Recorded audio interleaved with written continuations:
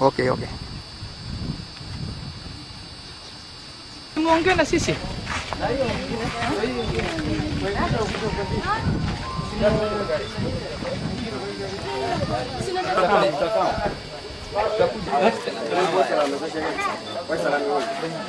Ambia mtu uko nayo.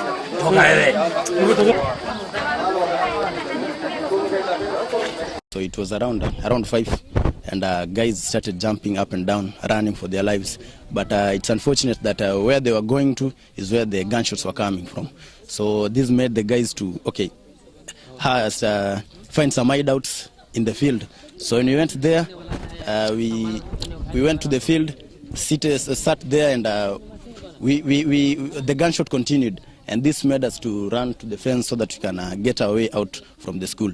So we jumped, some opened some openings from the fence and got their ways out.